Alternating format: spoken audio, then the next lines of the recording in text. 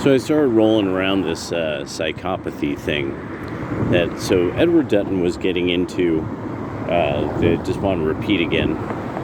He had this video that he was basing on the work that he had done that led up to the book, The Naked Classroom. The science of why the classroom, your school was like that, was the way I think it went. And so what this guy ends up getting into is that there's these people who are psychopaths, and psychopathy ending up in the areas of elite people that, like, why are there these elite chomos and things like that, and why, how is it that we, find all this stuff from the Epstein list and all this stuff of all these famous people, powerful people that you would think could get what they want because of their power. But it's like, why would they do something that actually is verboten and cruel? And so then I started, so one of the things that was key to this is simply not really caring that you hurt people's feelings. And not even that, but that at a certain point that what you want, that somebody has made it very clear why they don't want that, So one of the things that started to hit me was, I was like, yeah, a lot about the left wing and its political views. And so one of the key ones is how socialists, the socialist debate, socialism can be done right, or, that it won't go down some road of eventually becoming, Maoist China, or won't go down the road of becoming the USSR or something like that. Well, what the deal is that a lot of people are like, oh, well, but it very likely will. So, we don't even want to give it a try if this is going to go as terribly as most likely it will. And so the reaction has become this thing of, well, we went to college, and how it doesn't matter that there's and then whatever they're going to say, because what it is, it's outright dismissal of somebody being not just like their feelings hurt, but really being ruined, killed, jailed, oppressed, that there's this dismissal of this.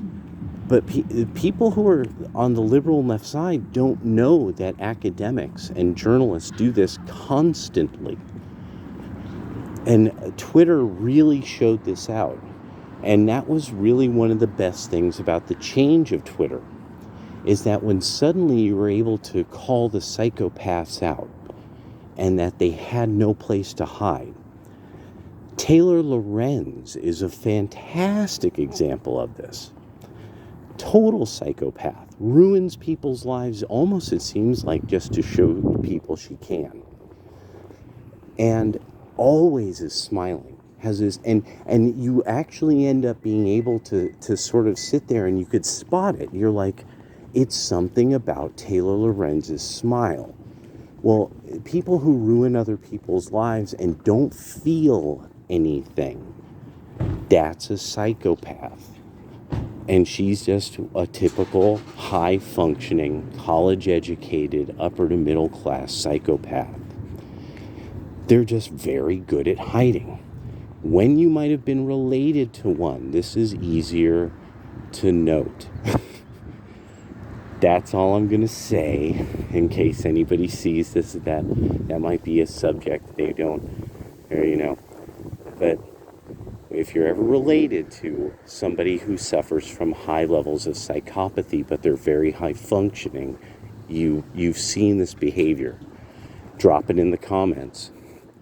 It's beyond manipulative. There's just no feeling of being wrong. It's not there when the psychopathy is higher and higher level. And everybody has a bit, but people who are high functioning in this way, they end up in very specific, almost areas. that you have to do a lot of deep thinking, and you have to do a lot of time in your head. And so this was just something that was rolling around. I wanted to clarify from that other one that I had made about this, that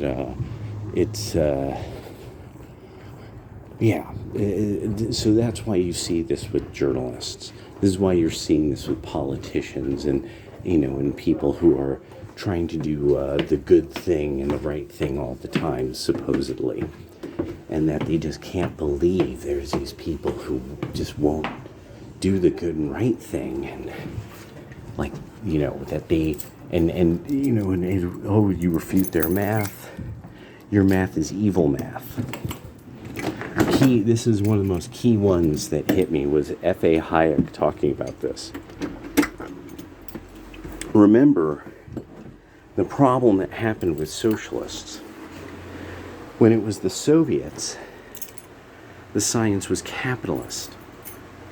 See, it was capitalist physics that were keeping them from achieving their goals. With the Nazis, the National Socialists, it was Jewish physics is what was holding them back from some form of this or that or the other. Not even kidding. F.A. Hayek is the one who maps this out, that it's a part of the same problem. I think, this isn't in, I'd have to take a look. It is in The Road to Serfdom. I don't remember what essay. But, so, this is something I was rolling around in my head. Got the day off tomorrow. Gotta try to get in touch with some people. And, so I'm gonna see, boy, it's getting wild out there. It's getting wild. Dude, there's hella crazy people. I was walking, I don't know if you detected that. Like it was like, I think it was the same guy. He actually migrated over my way where I was going to the store.